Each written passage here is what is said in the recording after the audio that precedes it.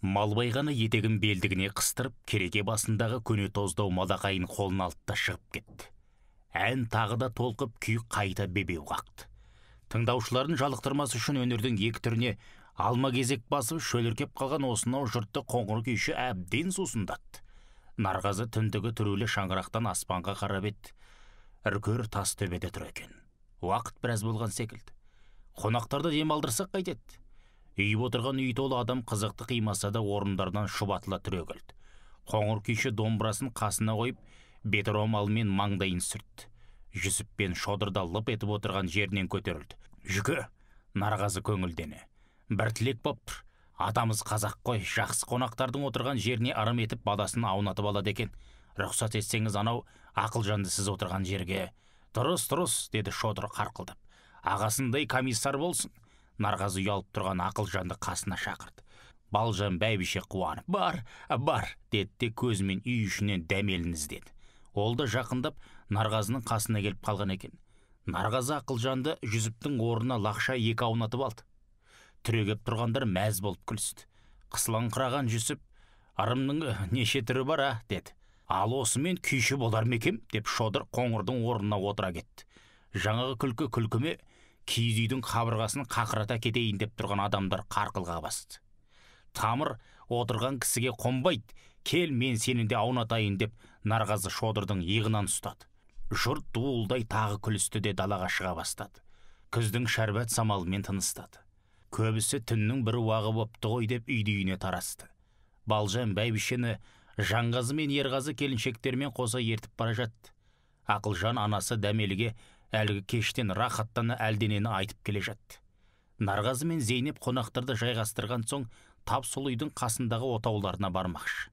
Жүсіп пен Шодыр жайлы жер төсекті сәскеге дейін қатып ұйықтап қапты.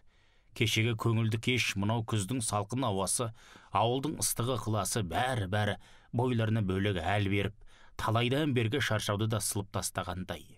Орындарынан сергек тұрды. Бірақ түнгі оқиғадан бейхабар. Сарайғыр әлсін бекер кісінемепті. Торуыл болған секілді.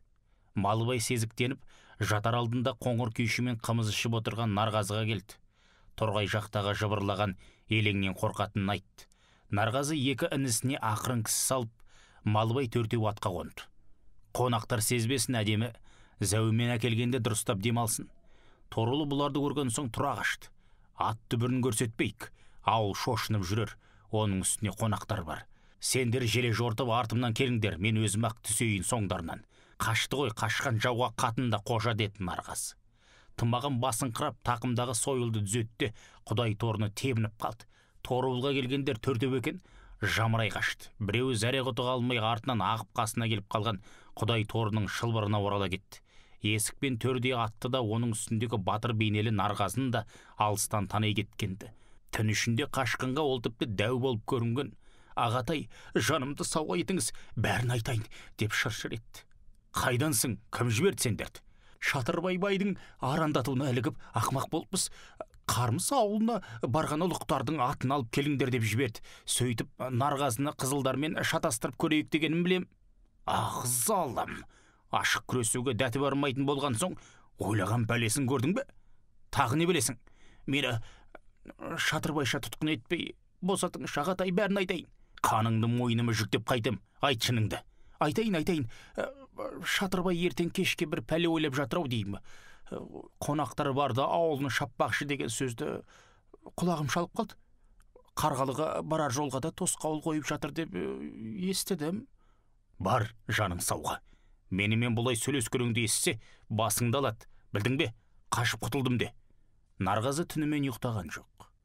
Қонаққа шақырам деп қолға түсіріп беріп жүрмесе жарар еді. Шын шатақ сонда, онда мұның аты кім болған?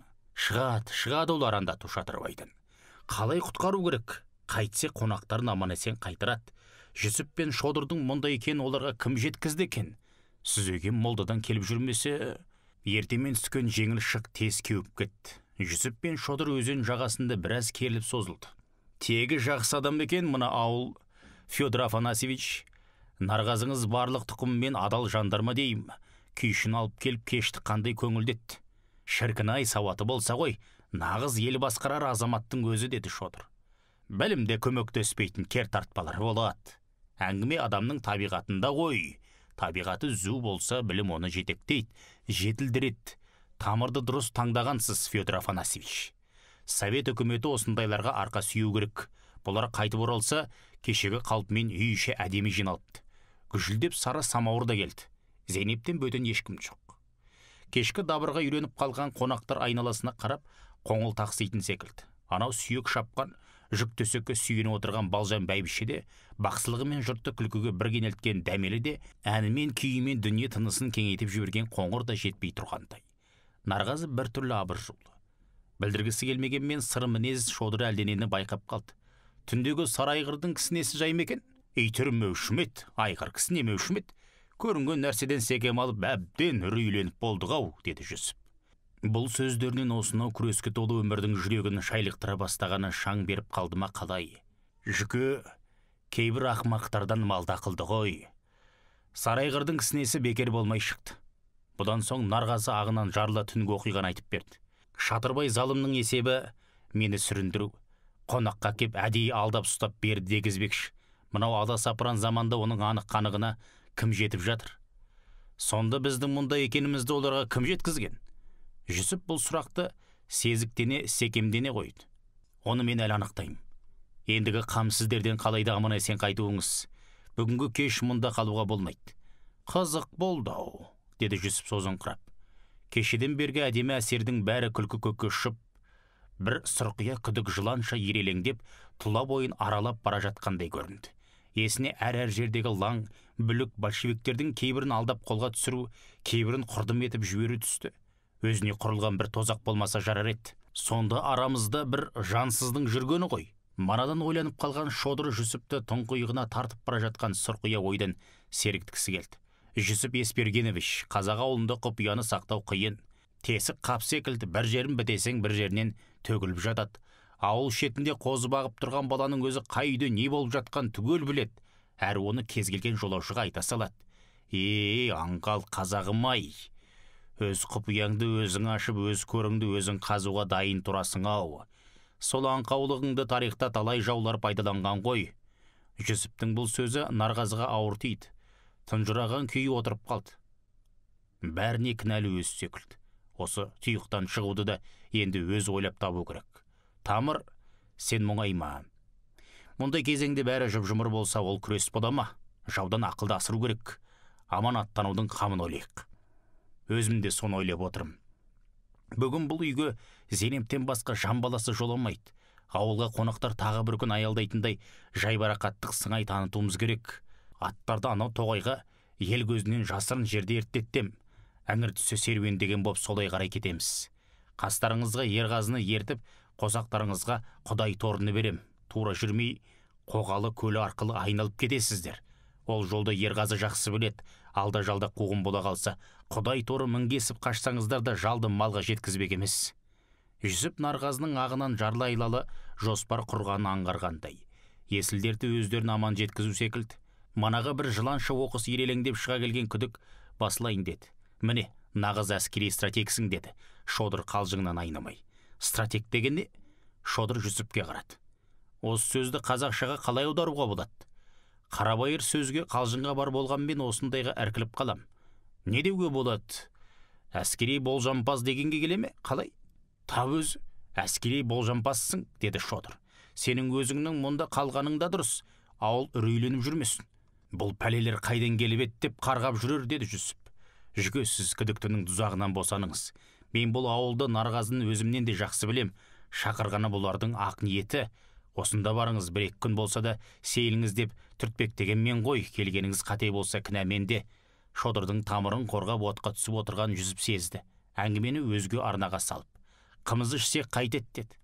Нарғазы әңгіме басында әдейі сыртқа шығарып жіберген Зейнепті дауыстап шақырды. Қонақтарға қымыз құй. Зейнептің жасырын сырың болады екен ғой, Тамыр, деді Шодыр. Астыңдағы атыңа сенбе, қойныңдағы қатыныңа сенбе деп сақтық қылатты. Бірақ сақтана алмай қор болады біздің қазақ. Нарғазы бұл сөзді өзін кінәлі айтқан секілді көрінді Жүсіпке.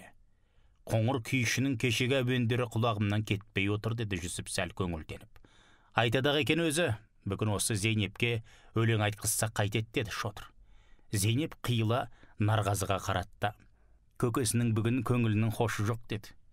Сен менің көңіл хошымды емес, қонақтардың көңіл хошын ойламайсың ба? Қонақ кәдес деген болады, онда қонақтардың өзіне айтқызайық. Бүгінгі кеш қонақтардікі болсын. Қыза арасында бізде құр қалмаспыз. Жандарын төңкере Зейнеп Жүсіп пен Шодырды шолып өтті. Иә, бүгінгі кеш кешегіден де қызық болу керек. Қашырта айтқан Нарғазының бұл сөзінде қолдық бар екен Зейнеп сезген жоқ. Қымызын сапырып, бәріне құлдық дегендей басын изеді.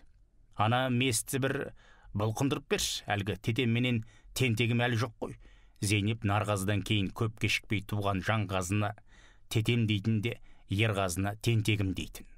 Олар демалсын, местің қымызын ішуді білгенде пісуін білмейміз бе? Кәне, мен ақ пісіп берейін деп Шодыр орнынан тұрды. Нарғазы көңілденіп күлді. Сенің қолыңнан келмейтін не бар? Зейнеп құрдасын әдейі құрдай жорғалатайын деген шығар. Қоңыр күйші қайтып кетті ме?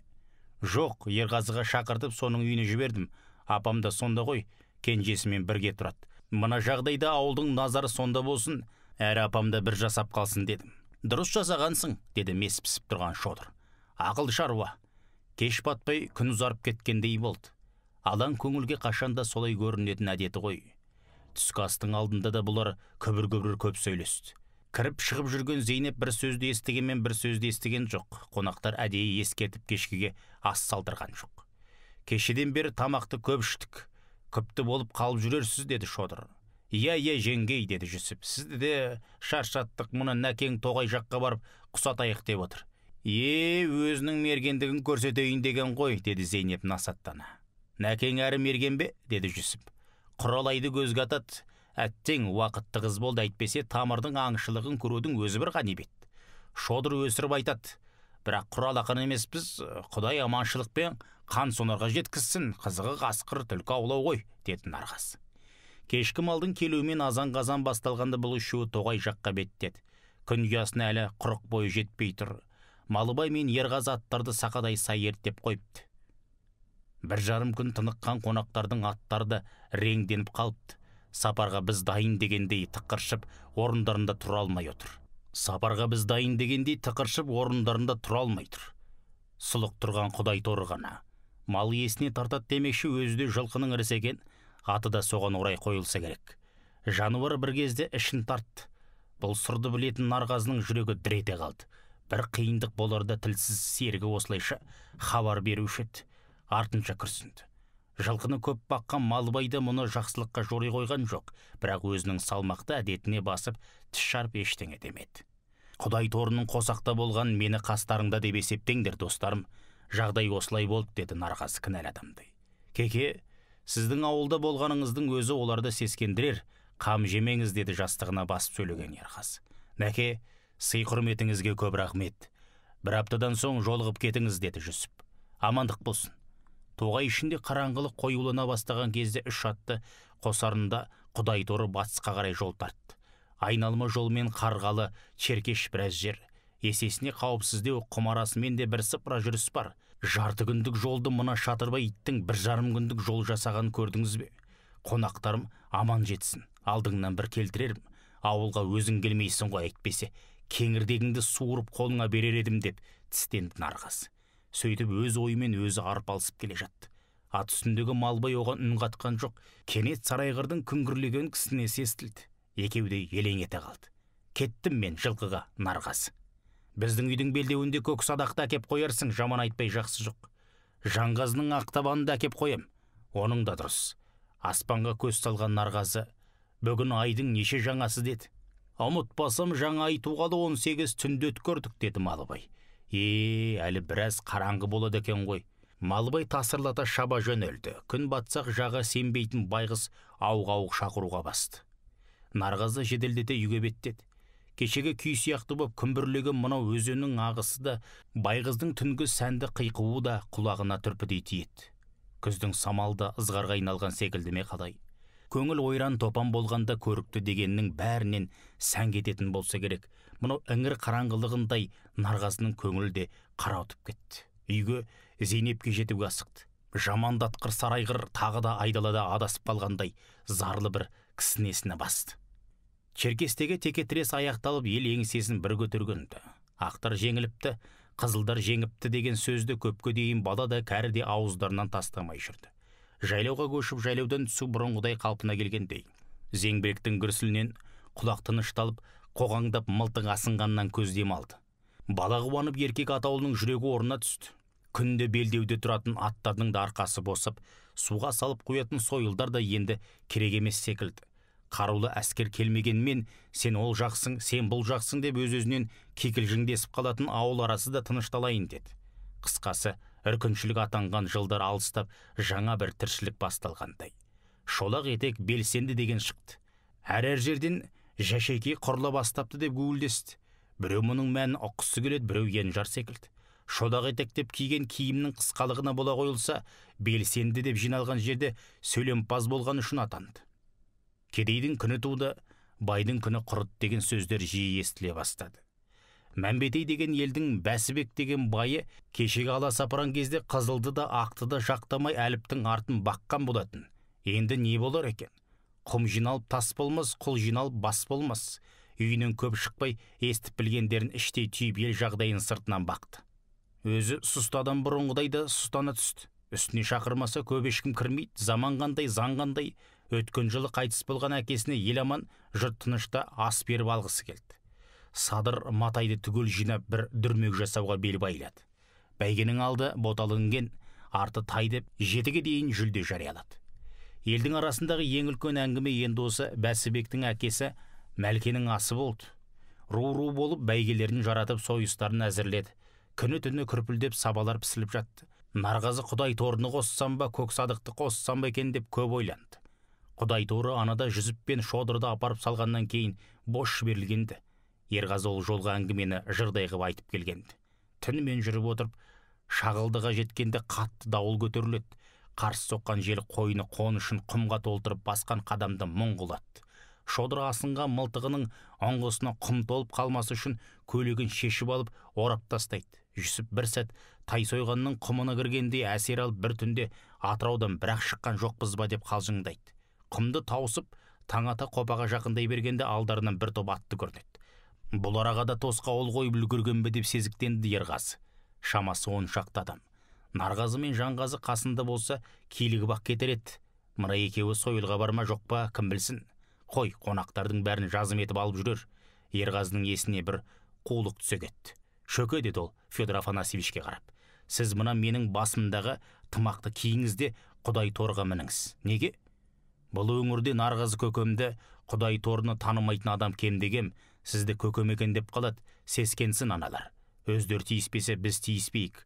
Шодыр Ерғазының есебін бірден түсіне қойды. Лып еткізіп атын ауыстырды. Жануар шынында да ірі мал екен, манадан мініп келе жатқан атынан мынау түйедей биік көрінді. Өзі де іріленіп кеткен сияқты. Мен білсем бұлар Ажы ауылының адамдары. Шатырбай қуалдап, айдап салу мүмкін, бізбен құдандалас, кешегі Малбай жылқышының елі ғой. Құдай торы мен Нарғазы көкем ол ауылға тыныштық кезінде сан барған, сан рет құдаларының намысын жыртып сойылға да түскен. Жүсіп мырс етіп күлді. Ай, қазағым-ай, араздасуың да оңай, татуласуың да оңай. Осының бәрі ел болып әлі бірге қоймағандық-ау. Мынау Совет өкіметінің қол астында осы дерттен енді арылсаң жарар еді. Иә, деді Шодыр әңгімеге қосылып. Байлар осы руға бөлінуді қатты пайдаланады. Өздері жәбір көрсеткен кедейлерге сен ханың бір пәлен атаның баласы емессің бе десе, ол сорлылар сылқ етіп түсе қалады. Ру атымен отқа айдаса отқа, суға айдаса суға кете береді. Бұл тұста Совет өкіметіне көп жұмыс істеу керек. Ерғазы олардың әңгімесін бірде естіп, бірде естімей екі көзін аттылардан алмай келеді. Енді бір 20 шақырым ар жағы қызылдардікі қауіпсіз. Шодыр мен Жүсіп олардың арасында судағы балықтай ғой. Аттылардың асынған мылтықтары болмаған соң Шодыр аса қорқа қоймады. Шатырбайдың қарулы жасаға төте жолдың бойынан күтсе керек. Ал мына секілділерге мылтықты бір атсаң, өздерінен өздері зәре-құты қалмай қаша жөнеледі. Бірақ айналмалы жол, түндегі құмның дауылы бұларды едәуір шаршатқандай, әсіресе аттарға обал болды.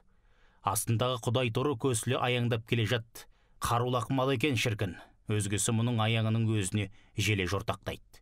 Жүсіп пен Шодыр Черкешке аман-есен жеткен соң Ерғазыны аттармен бір күн дамылдатады. Қайтарда ол тәуекел деп төте жолға түседі. Қазақтың көкесі осында болады. Құдай торымен ұрып келе жатқанда Көктерек бекетінің түбінен 4 атты шыға келсін. Біреуінің асынған мылтығы бар. «Ей, Тұрғанбектің күшігі, тоқта! Әлгі артын жалап жүрген қызылдарың қайда?» Дауысты бірден таны кетті. Баяғыда Шатырбайдың көгенінде жатқанда май құйрығынан 3 тепкен оның адыраң інісі Батырбай екен. Жаман иттің атын Бөрібасар қояды демекші, көрдің бе өзіне дардай ат қойған. Мылтық та соның иығында. «Бір құтылып кетіп едің, енді түстің бе қолыма, қызылдың жалдабы?» Кеспелтек шоқпарын қоқаңдатып жақындай түсті. Қасындағы үшеуі мұны қоршауға алды. «Айт жаныңның барында, ауылыңа келген орыстарды қайда тықтыңдар?» Ерғазы сыздаған күйі ашулы күлді. «Оларды іздесең, Черкешке бар. Сендердің осы залымдықтарыңды естіп, ауылың атты әскер жіберейін деп жатыр. Сен бұл арада аузыңды ашып жүргенде мен оларды айналма жолымен апарып тастап келем. Байқа, бұл қылығың үшін артынан бармағыңды шайнап жүрме. Маған сенің басыңда жетеді, құтырған күшік». Тағы да қоқаңдап жақындай бергенде Ерғазы көзілеспес шапшаңдықпен тобықтың түсі қосау деп тақымындағы шоқпармен қағып кеп жіберді. Қара мойыл шоқпар нық білем, асынған мылтық сылтығымен аттың үстінен Батырбай ұшып түсті. Басқадай жанды жерінен ұрса, жаман неменің құны үшін ертең бүкіл ауылды жығынды етуі мүмкін. Батырбай баж етіп барып жерге түскенде, Құдай торыны бұрып алып ағыза жөнелді. Көңілге үлкен медеу мылтықтысыны жамсатты. Қалғаны қуып жетсе көре жатыр. Екеуі құлаған Батырбайдың қасында қалды да біреуі тырбаңдап қуған болды. Мұны да жамсатып кетсем бекен деген ой Ерғазыны уысына алды. Құдай торының басын тежеді. Анау адыраңдап жете бергенде аттың басын кілт бұрып өзіне қарай тұра ұмтылды. Шың жаулау біреу екен, қорыққаннан көз алақтап, шоқпарда сілтетпей-ақ ат үстінен өз-өзінен домалап түсті. Сақ-сақ күлген бойы Ерғазы елге қарай Құдай торының басын түзеп тартып отырды. Анау үшеу қара үзіп қала берді. Тіпті мылтық оғы жетер жерге жақындай алмайды. Құдай торы көсілген сайын ұзай түсті. Нарғазы осындай күн туа қалса 4 аяғының желі бар жануар алып шығар жағдайдан деп түйгенді. Қателеспепті. Ішін тартып Құдай торы өзі де бір сұмдықты сезгендей болып еді-ау. Жеме-жемге келгенде ер жігіттің серігі намысын жыртар жақыны қасындағы асыл жары мен астындағы жүйрік аты ғой. Мынау Мәлкенің асы да намысының сарапқа түсер шағы секілді. Үркіншілік жылдары есі кеткен халықтың я біріктірер, я арасын ажыратар бір оқиға болғалы тұрғандай. Қатардан қалмау керек. Нарғазы ат қоса алмапты десе, алдымен Шатырбай көтін жыртып күреді емес пе? Оның Ақберені Құдай торы бәйгеге түспеген жерде есе бермей жүретінді. Биыл Ақберенің 5 шағы жылқы малының нағыз жұлдызды кезең емес пе? Құдай торы болса одан 2 жас үлкен. Көксадақ тым жастау, бірақ мал танитыны рас болса, бұдан түбі нағыз жүйрік шығады. Осы аста қалайда Шатырбайдың сағын сындыру керек. Қазір сойылға жығып шауып алатын уақыт емес. Мынау кеңес өкіметі ондайдың бәрін озбырлық санайтын болса керек. Черкештегі жеңістен кейін жүзіп өзін шақырып алып біраз әңгімелескенді. Сонда көп жайларды аңғартты. Осы қорғаныс кезінде көрсеткен көмегіне азаматтық ықыласына алғыс айтты. Өзін Верныйға шақыртып жатқан білдіре отырып, енді жаңа өкіметтің бейбіт істермен айналысуы керектігін әңгіме етті. Шодырдың да сол жаққа шақыртылғанын ескертті. Өзі де жалғыз қалғанда Ерғазы құлазып кетті. Жүсіп елді аралап жүріп, Қармыс ауылына Жанғазыны, Ажы ауылына Қоспанбетті кеңес өкіметінің өкілі етті. Нарғазыға өзіңіз басқарсаңыз қайтеді деген ишарат болып еді, ол бас тартты. Бауырым Жүсіп, мен өзі қызбалау адаммын. Біздің ішіміздегі мінезі орнықты Жанғазы, әрі шынымен айтайын, сендерді қонаққа шақырып әкімдікті сатып алғандай болмайын. Медет елінде үлкен дау болып, Шатырбай өзім басқарам деп өңмеңдепті. Шодыр күліп, қызық етіп айтып келген болатын. Қызылдарға ашық қарсы шыққан сізді қалай бұл ауылдағы қызылдардың өкіметі қоямыз? Бірақ ойланыңыз, пиғылыңыз түзеліп кеңес өкіметіне шын берілсеңіз кейін көруге болады. Шатырбай Шодырды оңаша шығарып алып ұзақ сөйлесіпті. Астына атын мінгізіп алдына мал салатын айтыпты. Ақсақал, бұл Ақпатшаның тұсындағы болыс сайлау емес, кеңес өкіметі бәрі кеңесіп шешіледі. Көңіліңізге келеседі айтайын, мына Медет елі сізді жек көреді екен. Баяғы шалқақтаған Шатырбай енді жаңа өкімет тұсында да шалқымақ па дейді. Қаласаңыз жұрттың талқысына салайын. Ойбай, Шодыр қарағым, талқы деген пәлеңді айтпай-ақ қой. Бірақ анау Қармыс еліндегі Жанғазынды әкім етіп қойыпсыңдар ғой. Қойғамыз жоқ, өз сайлады. Тұрғанбектің үш көкжалы әйтеуір қыптарыңды тапты сендердің деп маған өкпелеп қалды Шатакең. Оның астыртын жүргізген небір зұлымдық әрекетін біз ұмытты деп ойлаймын екен. Әй, биліктің құрты қиын-ау деген сонда Жүсіп. Кешегі ақ патша тұсындағы небір болыс сайлауын естігенде жүрегің айниды. Әйтеуір әкім болу үшін малында жанында салған көрсоқырлар қаншама. Оларды патша губернаторлары қатты пайдаланған. Байлардың көрсоқырлығы губернаторлардың баю көзі болған. Барлық ауырлықты халық көтерген. Көптеген байлар іс жаққа балаларын оқуға жібергенде, олар білім алсын деді ғой дейсің бе? Ертең әкім болсын деп жіберді. Атақты Шыңғыс сұлтанның Шоқанды оқытқандағы негізгі мақсаты да сол болған. Бірақ Шоқан ғалымдықты, жиһангерлікті қалады ғой. Ал енді осы бай балаларын оқытудың пайдасы кедейлерге де тиіп қалды деп күледі Жүсіп. Кейбір ерке шолжаңдар оқудан бас тартқанда солардың орнына кедей балаларын жібереді. Немесе тіпті жалғыз баласын, зерікпесін, ауылды сағынбасын деп қасына қосып жібереді. Сондай қосардың бірі мына менмін. Шодыр Жүсіптің біраз сырын білсе де, мына сырын білмейтін. Енді түсінді. Біз сол губернаторлардай болып жүрмейік, Федор Афанасьевич, мынау Ақсу, Сарқан, Алакөл өңіріне ең сенімді өкілдерімізді қалдырып кетуіміз керек. Совет өкіметінің бұғанасы әлі былқылдақ. Әр ауылды, әр руды олардың ең беделді деген адамдары басқарсын. Ел кімді тыңдайды, соған сүйену керек. Кедейлердің ішінде де жұрт құрметтейтіндер аз емес. Ауқаттылардың да адамдары бар. Байлардың өзі де өресі жағынан бір-біріне ұқсамайды. Жүсіптің мынау әңгімелері Нарғазының өз ойымен үндес жатқан секілді. Жалпы адамгершілік, әділеттік бел алса, кеңес өкіметің жаман бола қоймас. Мәлкенің асы осы жаңа заман тұсында өтейін деп отырған ас. Ары ойлап, бері ойлап, Нарғазы ақыры бәйгеге құдай торыны қосуға бел байлады. Малыбаймен ақылдасты, ол да бұл ойды құптады. Қай баланы мінгіземіз деді Нарғаз. Аттарды тым алыстан жібереді екен деп жүр ғой. Көнтерлеу бала болса жарар еді. Ақылжанның өзі шапсын. Тақымы құтты, әрі құдай торымен сырмінес, әрі атқа жеңіл. Ұзақ шабысқа қаталап кетіп жүрмесе, күннің өзі жас. Малеке, шынымды айтсам, басқа балаға сенбей тұрым. Онда ана әпкеңмен ақылдас. Дәмелі қарсы болған жоқ, сөйтіп, Мәлкенің асында аттар егесі ғана емес, намыстар егесі де безбенге түсетін сияқты. Нарғазы мен Малыбай құдай торыны баптаса, Дәмелі Ақылжанды баптады. Сүзеген молданың алдындағы оқу біраз жұқартып тастаған еді. Ең өтіп кеткені соңғы жәбірі. Зеректігімен алдына жан салмай келе жатқан балаға Молдекеңнің көзқарасы күрт өзгерді. Ол Жүсіптермен бірге болған түннен басталды. Тарт қолыңды, шоқыншылықтың орнына аунап келіп, қай бетіңмен ұстайсың Құранды? Деп ақырды ертеңіне. Баланың жүрегін өткір ұстара тіліп жібергендей болды. Кешегі бір кештен зор ләззат алып әнге үйіп, күй тыңдап асынғаны мылтық болғанымен, жандары нұрлы адамдарды көргендей болып қайтып еді. Мұндайға қарсы болса шариғатта не күн? Мұндайға қарсы бір тұтқан Молдекеңде не адамгершілік? Өз жүрегі екіге бөлініп, сол бөліністің қақтығысынан тұтанған от кеудесін өртеп бара жатқандай сезінді. Ләм тіл қатқан жоқ, сазарып тұрып алды. Мұндай мінезді Ақылжанның бойынан еш уақытта байқамаған молда тағы да тікенектей қадалды. Аллаға мінәжат ет, күнәмді кешір деп жалбарын. Ол сазарып тұрған баланың жүрек түкпірінде жылт еткен кешегі бір отты қалайда өшіргісі келді. Ақылжан міз бақпады.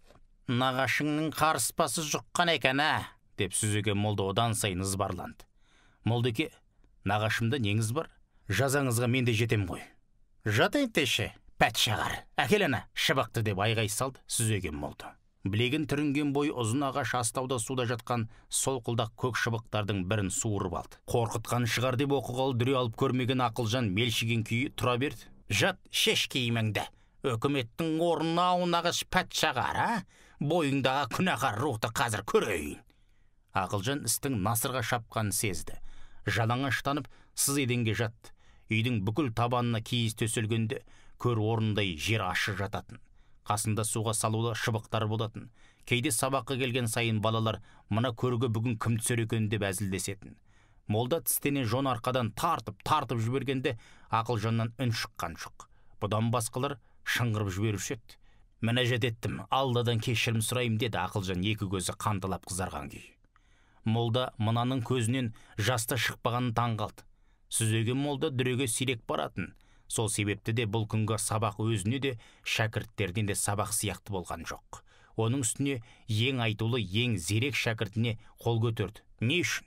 Дүренің әділетсіздігінен бе, әлде молданың сол бір күнгі қаһарының қаттылығынан ба, Ақылжан бір жеті үйде ауырып жатты.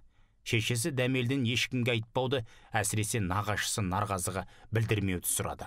Аңқау Малыбай сұлық жатып алған баланы мойнына бұршақ салып алып, күніне 7 айналады. Мен ал, Құдай, мен ал, жалғыздың жолында қидым өзімді. Сүзеген молда апта бойы сабаққа келмей қойған Ақылжанның жайын білмекке сыздана бір-екі рет кіріп шыққанды. Дәмелі де Ақылжан да суық қарсы алды. Бірақ Нарғазыға жеткізбегендеріне іштей разы болды. Қойш, бұл күндерде көмескіленіп кеткен. Дәмелі баласының арқасына қойдың құйрық майын жағып алғай сылап жүрді. Енді міне Малкенің астынан хабар келгелі бері тамақты Ақылжанға зорлап ішкізіп әлдендіре бастады.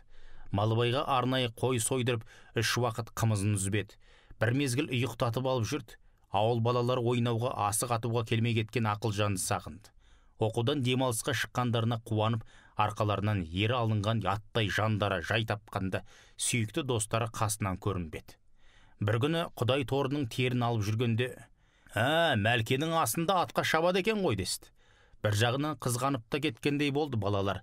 Ел аузындағы сөзге қарағанда ол бір айтулы ас болатын секілді. Пәлен ауыл пәлен сойыс әзірлепті, пәлен үй тігіпті, пәлен саба қымыз дайындапты деген әңгімелер гу-гу етті. Нарғазы мен Малыбай бәйгеге дайындап жатқан аттар жөніндегі деректерге көбірек құлақ тұрды. Әзірге қауіп қылатындары Шатырбайдың Ақберені мен Бәсібектің өзінің құла жүйрігі. Құдай торы мен құла жүйріктің әкесі бар, Матай еліндегі Қайнар деген руда алдына жылқы салмаған тор төбел айғырдың тұқымы деседі. Құдай торыны құлын күнде сол елге женшілеп барғанда нағашыларының сыйға тартқаны рас еді. Балжан бәйбіше Қайнардың қызы ғой, ал құла жүйрік мұнымен қалай қандас болады? Бәсібек ұры ұстап, ауық-ауық алыстан жылқы алдырып тұрады деуші еді. Мүмкін сол ұрылары Қайнар еліне де бір соғып әкелген үйірдің ішінен шықты ма екен. Зәрілігі сонша, Бәсібек із қуып келгендерге өздерінің астындағы аттарын сойып ас беріп қайрат деуші еді. Бұл да асқандықтың бір түрі ғой. Сол жылқысын алдырғандар Бәсібекпен дауласуға қорқады екен. Талай атқа шауып жүріп, Ақылжан мынандай салтанатты көрген емес. Көкөзектің табаны дейтін жасыл алаңда қаптыған киіз үй, түйеге мініп, жылқы айдап, қора-қора қойды әр жерге иіріп, жан-жақтан құйылып жатқан жандар. Олардың үстінде небір әдемі киім үлгілері. Көптен көрмегендері шырқырасып, әзілдесіп, қалжыңдасып, мәз мейрам болып жатыр. Әр ата баласына бөлінген үйлер, күтушілер бар екен. Олар Қозыкөштерден алдынан шығып, қонақтарын бөлінген үйлерге түсіріп жатты. Қармыс ауылынан келгендер Нарғазы, Жанғазы, Дәмелі, Малыбай, Ақылжан. Бәсібек жаңа өкіметтің өкілдеріне арнайы бір үй тіккізіпті. Жанғазы бүгінгінің болысы ретінде өзіне арналған үйге түсті. Төрде маңғазданып отырғанына күліп жіберген Дәмелі бауырының мына кейпін көрсету үшін көрші үйден Нарғазыны шақырды. Есіктен алысырақ тұрып, қара болыс екеңнің отырсын деді. Кәдімгідей ұқсап қапты, бірақ оның өнерін ертең дауға түскенде көреміз. Қандай дау? Тағы не сұмдықты көріп тұрсың? Астан қазақ дауласпай қайтқан ба, жаңа өкіметтің тұсында тып-тыныш бола қалар дейсің бе? Жүгіріп Ақылжан келді. Нағашы, не екен білмеймін, Құдай торы ішін тартып тұр. Онда ол тегін емес. Нарғазы келсе Малыбай омырауынан кекілінен сипап, жануарым, тиыштал, Құдай сақтай көр деп тұр екен. Құдай торы Нарғазыға қарап бір оқыранды. Мұның жарауы 2 апта бойы иесінің көңілінен аса шықпағанды. 3-ші аптаға аяқ басқанда барып, ат ықшамдалып ойнақтай бастады. Кешкі желістерден шабысынан Нарғазы бабына түсе бастағанын көрді.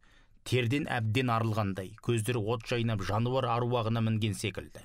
Сұлыны қайнаған суға шайдырып, суды тұндырып ішкізді. Әр кеш сайын Ақылжан терін алдырып келген соң қараңғы түскенше өзі ауыл сыртында жетектеп тұрды. Ауылдағы ұстаға тұяқтарын тегістетті. Бала-шаған ауыл адамдарының көзіне түспей, жылқы баласы мен адам баласы ұзақ оңаша жүрді. Жаратудың соңғы кезеңінде Құдай торыны кісі көзіне көп түсірмеу бұрыннан әдет етті. Жануар тым сұлуланып, сымбаттанып кетеді. Сол бабына осы жолда келгендей. Балжан бәйбіше Құдай торыға ешқашан әдемі жабу жапқызбайтын. Көз тиеді, жұрт сұқтанады деп отырып алатын. Бұл жолда солай етті. Аты бұл өңірге әйгілі сәйгүліктің жарауын көруге келушілер аз болған жоқ. Олардың ішінде Шатырбайдың жансыздары да жүрді. Тырық-тырық күліп Құдай торының жүдеу жабуымен тұрғанын айтып барыпты. Ол Нарғазының қулығы ғой, кедей өкіметінің тұсында кедей көрінгісі келгенінде, деп табалапты Шатырбай оны. Ақберенің жабуы құйрық жалына тағылған үкісі лезде аңыз боп кетті. Шатырбай соған мәс. Малыбайдай жұрт тамсана берген соң жымысқылап барып көріп қайтқан. Ол жабудың әшекей ұшқайына емес аттың жарауына құлық қойды. Қайтып келіп Нарғазыға: жарауында мін жоқ. Неде болса ат сырын жақсы білетін бір мақтының қолына түскен, ол жануар да ішін тартып тұр деді. Жүсіп сыйға тартқан орыс ер тоқыммен шапсын Ақылжан. Малыбай мырс етіп күлді. О заманда бұл заман қазақ ер тоқыммен бәйге шабушы ма еді? Аттың арқасында тұрғаны білінбейді. Сондай жеңіл бір-екі рет салып мінгенімде, тіпті Құдай торының өзі сүйсініп қалғандай болып еді.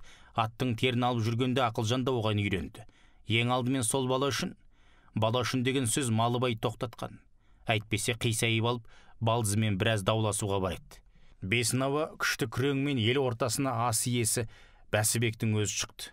Атының ірілігі ме, жоқ өзінің ірілігі ме, қалың жұрттың арасында әйтеуір кеудеден жоғары асып тұрды. Малыбай атын естігені болмаса, бұл кісіні бірінші рет көруі. Қабағы қалың түксүйген, мол денелі сары кісі екен. Күшті күреңнен басқа малдың белі тез талады. Сондықтан үстінен түспейтін аты осы деген алып қашпа сөзді жиі естейтін. Бай атанған соң атына сай осындай көрнекті болған дұрыс қой. Өз ағасы бейменді көп ортасында көзге түспейді, көңілге де толмайды. Астарда оның ат қосқанын көрген емес жұрт. Жұрт аузына іліккені мыңғырған малына қарамастан бала шағасының жүдеу жүретіндігі, өзгені де жолатпайтын, өзіне де қимайтын сараңдаған. Жұрт дабыры басылғанда Бәсібек қолын көтерді.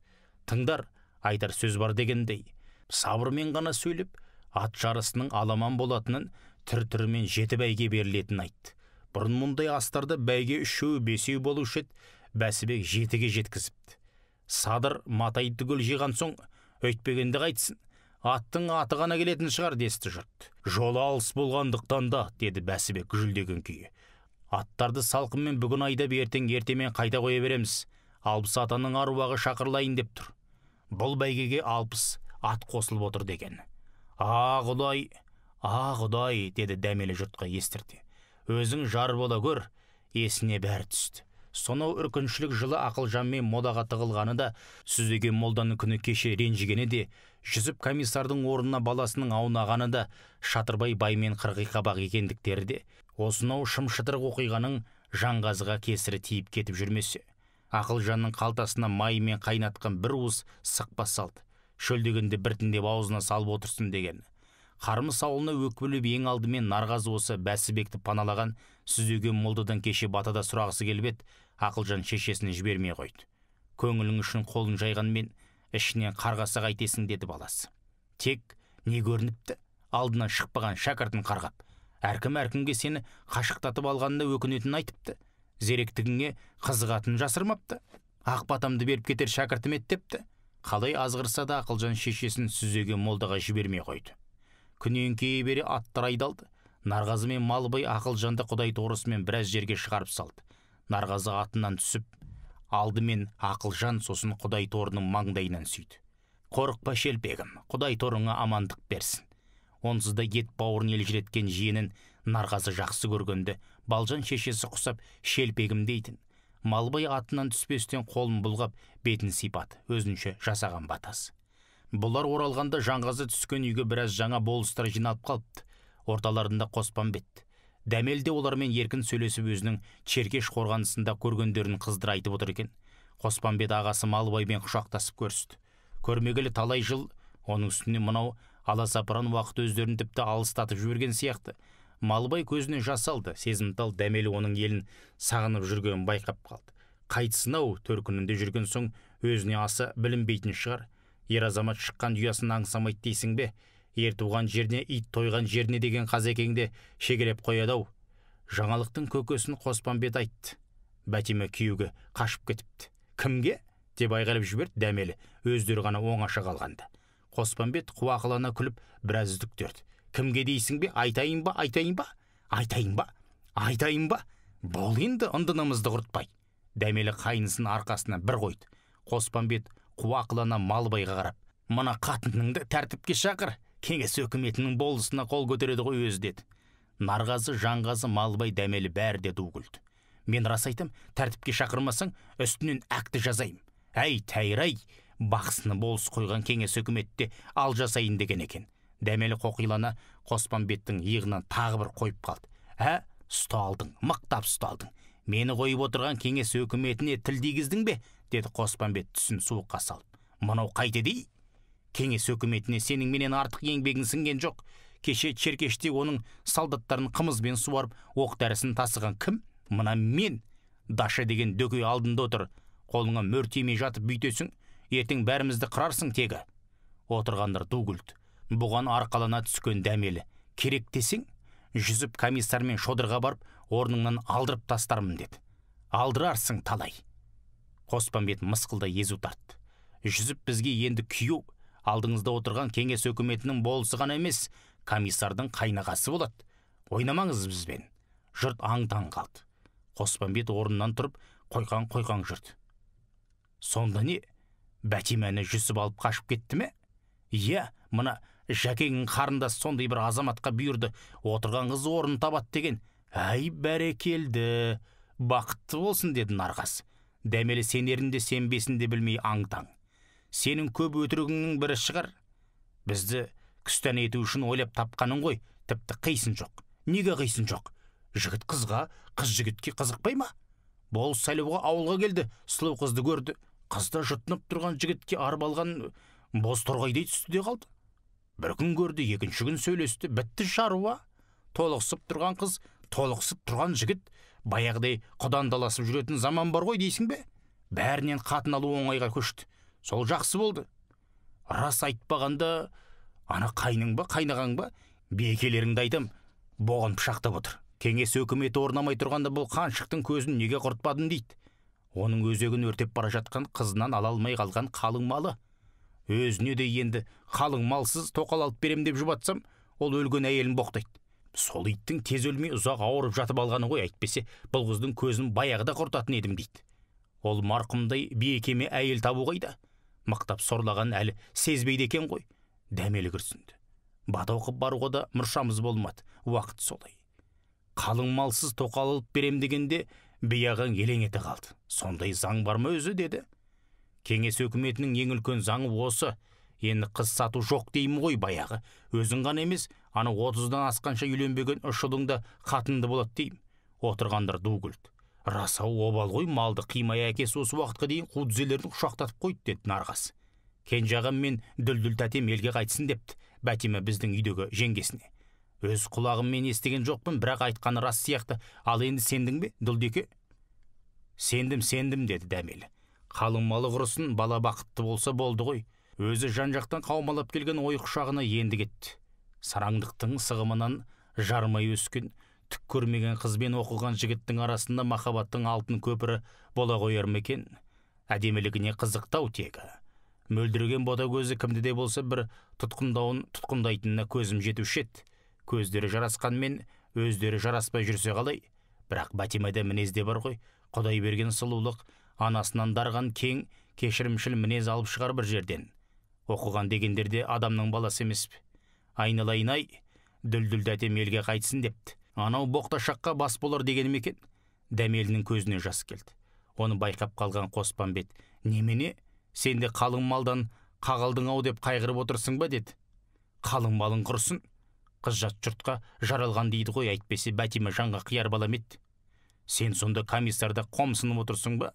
Осының түбі шекі, сен өзің айтшы, осы кеңес өкіметіне қалай қарайсың деді Қоспанбет тақымдап. Белсенді деп жұрт сендерді бекер кекейтпейді екен ғой. Осындай адыраң мінездеріңе бола айтылып жүрау тегі. Абайла маған жасағаныңды жұртқа жасаймын деп астыңдағы тайың тулап тастап кетіп жүрмесін. Мұна бауырың қайтеді деп тұнжырап отырған Малыбай түртті. Ол қалың ойдан селк етті. Ағасының халі анау, мынау қарбалас заманда жеңгесіне де бата жасап бара алмады. Жалғыз қыздары қашып бұлай кетіпті. Үш бірдей ұлы үйленбей ол отыр. Мұның туыстығы сонда қашан көрінеді? Ақылжан болса да ер жетіп қалды. Мына күйімен кете берсе ол тіпті тегін ұмытып кететін шығар. Қармыс ауылының бұған енді өкпесі жоқ. Отымен кірді, күлімен шықты, обалыне күшік күйеу деп көз түрткі еткен ешқайсысы болмады. Алақандарына салды десе де болғандай, бірақ енді бейменді ағасына обал қанша айтқанмен бір кіндіктен туған емес пе? Бұла дабырласып отырғанда түннің бір уағы болып қалыпты. Ертең бәйге аттарының келетіні, Ақылжандай аяулы балаларының аса бір қиын сынға аттанғаны естеріне түсті. Бәрі де қонар жерлеріне тарасты. Дәмелі мен Малыбай таң атқанша көз іле алған жоқ. Дәмелі елең алаңда сыртқа шықса, Малыбай байғұс шығысқа қарап жүресінен отырып оқымайтын, ораза тұтпайтын батырың сасқанда Құдайға құл бола қалыпты. Сыбырлаған сөзінің көбін естіген жоқ. Әулие әмбиенің біразының атын атап, арасында Ақылжанын қосып қояды. Таң сілем беріп, әр үйдің төңірегінен қараңдаған адамдар көрінді. Нарғазы да тұрып кетіпті. Аттар кеткен жаққа ұзақ қарап тұр екен, әлден уақытта аумай таныды. Таңғы азан шақырған сүзеген молданың даусын естіді. Келген жеріне көңілі толы ма, әлде мынау астың дүрмегі ме, әйтеуір дауысы қоңырауланып, сүйкімді естілді. Дәмелі мен Малыбай аңырап тыңдап қалыпты. Абыр-сабыры мен айқай думамен асқа келгендер сәскенде өткіріп, күнтебеге таман шаншыла түсті. Ат келеді. Жаяулы солай қарай жөңкілді. Күшті күреңнің үстінде Бәсібектің өзі, қасында жаңа болыстардың біраз. Ат келгенде ешкімде тыңдамайтын желікпе қазақтың алдынан қойған тосқауылдар өздерінше. Ағудайлап аруақ ұран шақырып, жұрт дуылдатты кетті. Ешкімнің сөзін мынау басқарушыларды тыңдар түрлері жоқ. Бұрын Бәсібектің мұндайда күшті күреңмен өңкейіп көрінгеннің өзі жеткілікті болушы еді. Шуып-шақ кескенде тыйылатын бұл жолда олай емес. Қадырдың кете бастағаны ма? Байжаман, бай қанаушы деген сөздер беделінің де ірге топырағын шайып, жұқартайын деген бе? Әлде шынымен күндер өтіп осынау тобырдың басын аршағы туды ма? Қос бүктеген қамшысын көкке бірнеше көтергенмен тыңдай қойған жұрт болмады. Кеше-кешке түгел хабарлатып, бір атты адам бәйгенің алдынан шықпасын деп тыйым салып еді. Мұны кеңес өкіметінің атынан жаңа болыстарға атқызған, кеңесінің жаңа тәртібі дегендей сыңай білгізгенді.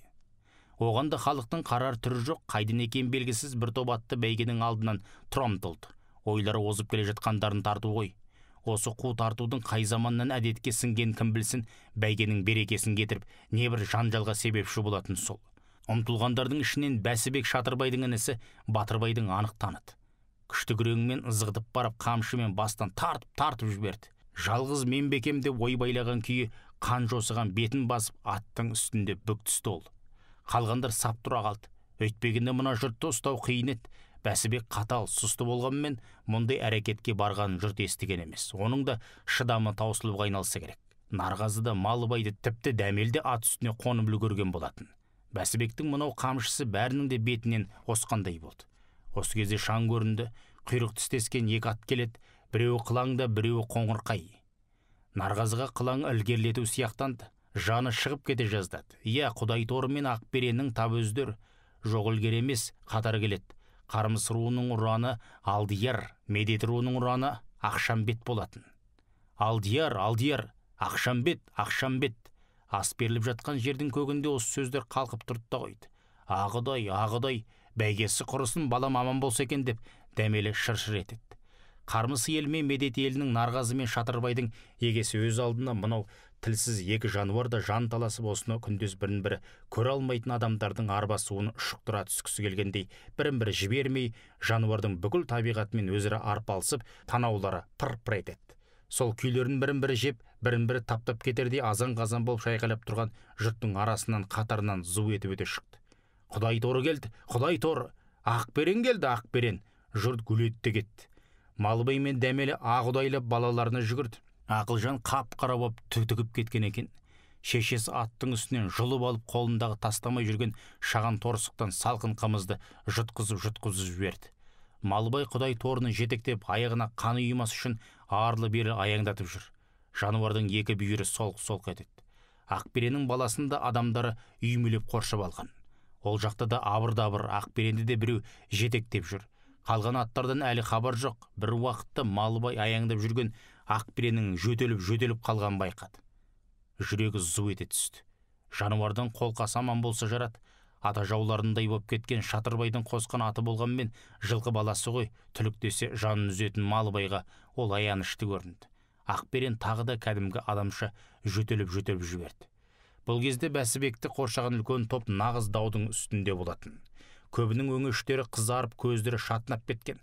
Астындағы аттарын тебініп, Бәсібекке сөздерін өткізуге жанталасады. Шатырбай бода-бода болып терлеген, тамағы әбжыланның әукесіндей ісініп кетіпті. Бәйгемді бер, алдымен келген Ақберен дейді өңештеп. Нарғазы да дүниенің бәрін ұмытып даудың қызығына түскен. Екі білегін түрініп, берсең де бересің, бермесең де бересің дегенде кейіп танытады. Әдемі қара мұртының әрбір түгі едірейіп айбат шашып тұрғандай, қыза-қыза қолын алған қалпағын бұлғап-бұлғап жіберді. Жалаңаштанған қарыс маңдай тершіген күйі күнге шағылысып жалт-жұлт етеді. Бәсібек шешімі жоқ бітпес дауға қалғандай. Мына екі жануардың ең болмаса бір-бірімен құйрық тістес келмегенін-ай, бұл ғұмырында талай бәйге көріп жүріп, аттардың тап бұлайша қатар келуін кездестіру бірінші рет. Алысқа айдатқанында осындай пәле болмасын деген есеп еді. Құдай тағаланың көрдің бе қып-қызыл оттың ортасында қалдырғанын. Даудың аяғы 60 аттың ең соңғысы келгенше созылды. Бәсібек әбден дал болды. Құдай торға берсе, Шатырбай әрі бауырымды таяққа жықтың, әрі бәйгемді тартып әпердің деп қиғылық салуы мүмкін. Манағы Батырбайды қамшымен тартып жібергеннің алдынан кесе көлденең тұра қалғанын көрдің бе? Сабырлы басы неғып сабырсыздық жасап еді. Бәсібек жайына қалып, қызыл кеңірдек дауы енді Шатырбай мен Нарғазының арасына көшті. О заманда бұл заман бәйгеге ер салып ат қосушы ме еді? Дәстүрдің бұзғаны үшін саған бәйгені бермеу керек. О не қылған ей? Бәйгеде де орыстардың көтін жалайтыныңды көрсеткің келгені ме? Нарғазы шатынап кетсін. Ер тоқымды не әкеңнің құны бар? Қалай болса да ат шапса болды емес пе? Қызылдарға тіліңді тигізіп, мойының астыңнан келіп жүрмесін. Арқа тұтқан ақтарың басыңа күн туғанда сенімен көтін де сүрткен жоқ қой.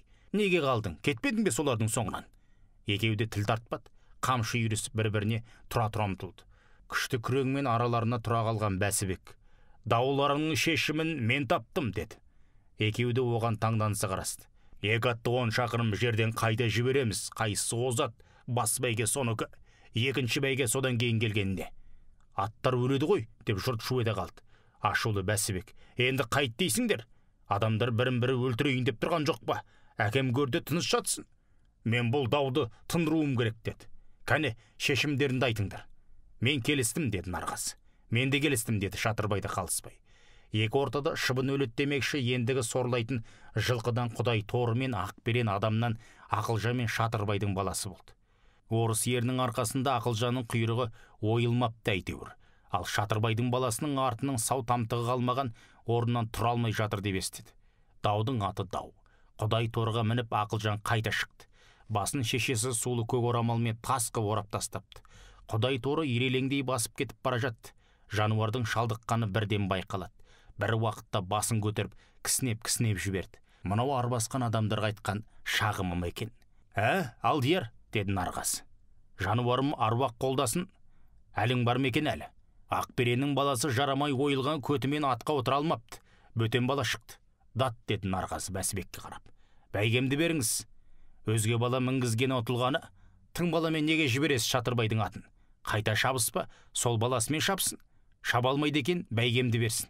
«Әй, Нарғазы» деді Бәсібек үнін ызбарландыра. «Әкең Тұрғанбекті, шешең Балжан бәйбішені бүкіл садыр сыйлаушы еді. Әділдігіне ел басушы еді. Мынау менің әкемнің астында неге сонша қызындың? Бала шаппайды, ат шабады ғой. Ілгішек іздемей осынау дауды бітірейік те». Нарғазы Бәсібектің таусыл айтқанын сезді де одан әрі қызынбады. Ақберенде кешегі ойнақтаған қалпынан айырылған жоқ. Сүзіле басып бара жатты. Көздің жауын алатындай сұлу мал екен, қалың топтан шыға беріп ол да кісінеп жіберді. Малыбай мен дәмелі көзіне жас алды. «Жануарым-ай, Шатырбайды итке бітетін мал емес екенсің-ау». Нарғазы жұртқа естірте сұлу сәйгүлікке аяушылық білдірді. Бәсібек ауылының адамы дау түйінін шешу үшін қайта шабысқа екі атты айдап әкетіп бара жатты. Олар көз ұшынан жасырынған шақта Бәсібек 3-тен 7-ге дейінгі бәйгені жариялап, атаулдарына оны алатын жерлерін айтты. Өзі қосқан құла жүйрік үстіндегі баласы жығылып, 3-ші болып бос келген. Бос келген атқа бәйге жоқ, ол қашанғы дәстүр. Бірақ мұны Бәсібек жақсыға жорымады.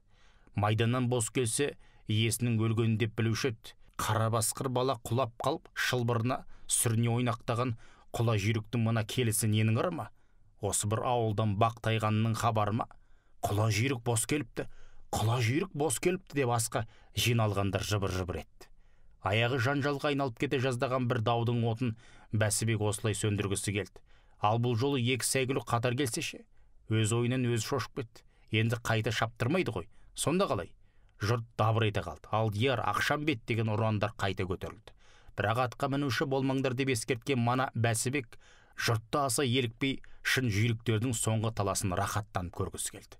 Басындағы көк орамалдан нарғазы Ақылжанды бірден таныды. Мана кетерде ирелеңдей басқан жануар зымырап келе жатыр екен. Үстіндегі бала артына әлсін-әлсін қарай береді. Қара үзіп кеткеніне арқалағандай нарғазы жылап жіберді. Қуанғанда да адам көз жасын ұстай алмайды ғой. Қолтығына біткен қанатыңнан тақымы құтты, шелпегімнен деп жылайды. Ақбереннің шабысы да ширақ, соған қарамастан үстіндегі бала борбайлап қамшылап келеді. Мұны да нарғазы аяп кетті. Жанның өнерлісін, малдың өнерлісін егесіп жүріп өстіп құртамыз ғой. Олар біздің намысымызды жыртып әлек, ал біз болса қаталдықпен қамшылай береміз-ау, Алдияр, Алдияр деп ұрандаған Ақылжан қалың топтың арасынан зу етіп өте шықты. Оған қосылғандар айналаны азан-қазан етті. Арқан бойы артынан Ақберен де келді. Бірақ жануар жеттім бе, жоқ па дегендей дір-дір етіп төрт тағандап тұра қалды. Бас бәйгені даусыз алғанына мәз Қармыс ауылының адамдары улап-шулап ат пен баланың аман келгеніне ақсарбас айтып жатыр. Азаға булыққан Шатырбай аттың қасына келіп, үстіндегі баланы жұлып алғанда төрт тағандап тұрған Ақберен гүрс етіп құлап түсті. Жұрт у-да шу болды. Бәсібектің ойы әкесіне ас беріп, атын шығару еместі. Бұл ғұмырына жетерлік өз даңқы жетіп жатыр. Біреу түсініп, біреу түсінбеген мынау заманда ағайындарының ауанын байқап адамдарын танып еді. Жаңа болыстардың тамырын басып, талайына зер көзін салғысы келгенді. Асқынған дау айғай шуда бірі суырылып шыға алмады. Жаңғақтай қылт-қылт етіп ескі ағының ығыммен кетіп барады. Биіктік, парасат көрсеткен еш қайсысы жоқ. Шені жаңарып өкімет өкілдігімен жүрсе де, жұмыртқасының қабы сол баяғы Қазекемнің қараңғылығы секілді. Оны жарып шыққан қыранның балапанын көре алмайдау. 2 күннен бері сыртқа шықпай абайынын атып, әдетінше сәскеден 5-ге дейін шайын ішумен болды. Жалғыз тізесімен қадалып, қайнатасына шай құйға шыдайтын кенже баласының әйелі, яғни кенже келіні атасының кеудесінен булыққан боранды көргендей. Үнсіздік болғанмен үскірік аяз еседі жүзінен. Ішінде қамалған арыстан бейберекет арпалыс секілді. Ішіп отырған шын аяғында ұмытып, өз-өзінен тұнжырап қалады. Келін жолы жіңішке, ішіңіз деп қозғау салудың да, қайта ыстып құюдың да ретін таппайды. Өзінше берген белгісі, шайнек астындағы шоқты сыпайы ғана көсеп-көсеп қояды. Сонда барып атасы селт етеді. Қарағым-ай, суытып алыппын деп шын аяғын сырғадады. Апайынды сорған сайын тершіп, ойына ой құйылып келіп жатқандай. Мынау заман енді не болар екен? Шілдің боғындай бытырап жүрген қазақтың басы біріксе жарар еді. Ас берілгенде айғайласып айтысып, бірін-бірі көрместей боп, бас берілгенде бір-біріне жік-жапар иіліп, бәрін ұмытатын ала құйы мінезіңнен құтылар ма екенсің? Кең ойлай алмай, кемеңгерлігіңді өкпелеткен, жастыққан, қан жұтқызған жайларыңды аз.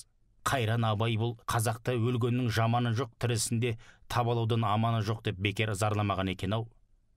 Өлгеннен кейін ат қойып, өкіріп жылағаныңды қайтейін, тірлігімде сөзімді құлаққа ілмесең. Кешегі аста сау болып келіп, бір-біріңе жау болып кеттің. Шатырбай мен Нарғазының арасындағы егес емес, Қармыс пен Медет арасындағы егесті көргендей болдым-ау. Бір ауыз сөзге тоқтап, бір кетінің бар да, бір атым Насыбайға өкпелеп, рейтінің де бар-ау. Топталған қойға қасқырда жемтігін көбейту үшін бұтарлап, жеке-жеке қуады екен-ау. Жалғыз-жалғыз қашқан соң отардан не қалсын? Ру-ру болып онсыз да рухымызды төмендетіп жүргенде енді бай кедей болып айтысқа түсетін болдық па? Одан не бар қадар таптық? Байдың да ақылдысы, кедейдің де ақымағы бар емес пе? Болмаса керісінше зәбір деген ақмақтықтан шығады. Жарайды, кедейлер бүгін кек алсын. Асқан байларды ауыздықтасын. Ертең олардың өзі шіреніп кетіп, жауым дегенді жәбірлесеші. Сонда бұл дүние алма кезек зәбірлеумен өте бере ме? Одан не қызық бар? Әлде осынау қу дүние адамды азапқа салу үшін солай жаралған ба? Күннің түні бар, оңның солы бар, ақтың қарасы бар, жақсылықтың жаманшылығы бар деп өмір кешпекпіз бе? Жоқ. Адамға келгенде жаратылыстың бұл заңында меніңше әділдік жоқ. Бұл кәдімгі егестің ақыры әне. Неге әкеп соқты? Ақберендей сәйгүлік даудың құрбаны болып пышаққа ілінді. Ал сол сәйгүлік күнде туып жатыр ма? Ол бидай емес қой, көктемде септігін, күзде ордың, келесі көктемде қайта септің. Құдай торы мен Ақберендей жылқыны Құдай 100 жылда бір береді. Егестік, опат қылдық. Не болды енді? Қос тұлпарды жалқ еттік, қосарласып, қол ұстасып жүруге бара алатынымызды неге ұмытамыз? Ақбереннің басында Шатырбайдан нарғазы көп жылапты деп естідім. Егес қысқан құсық басылып, есі кірген шақтағы сезім көрінісі ғой. Жылқы танитын азаматта тұлпардың мерт болғаны неге тебірентпесін? Бірақ шел қаптасын көзіне артынан келген ақылдың бұты бір тиін. Егер ол қызыл кеңірдек болмаса, ата жауындай Шатырбаймен айғайға шықпаса, Ақберендей жүйрік аман қалмас бетті. Медеттің ғана емес, арыс атам қазақтың атағын шығаратын тұлпар болмас бетті. Жайлауға сан көшіп жүргенде құзды қиялап өтер жіңішке жол үстінде егесіп қалған екі текенің бір-біріне жол бергісі келмей сүзісіп, екеуінің де құзға құлағандарын көруші еді. Біз де сол өлерін білмейтін шолақ намысты текелерге ұқсап кетеміз-ау. Жаратылысыңнан айналайын, жылқымалы сондай жолдардан өткенде небір шайнасып жүрген айғырлар бір-біріне тиіспейді-ау. Майысып басып маңғаз өтеді. Сол жылқы құрлы ақылға келе бермейтініміз қорлық. Қайран Ақберен, деді Бәсібек естірте сөйлеп. Шай құйып отырған келіні селк ете түсті. Бойын ала бастаған апиынның күші ме әлде ішінде теңіздей шулап жатқан ойлардың бір тепкіні ме, әйтеуір деріндеп қалды. Жыпылық еткен келініне алары бастаған көзімен бір сүйілді де екінші жамбасын аунап, қос жастықты қолтығының астына тарта түсті. Көз алдына құдай торыны қойқаңдата жетелеп бара жатқан нарғасы келді. Жалғасы бар.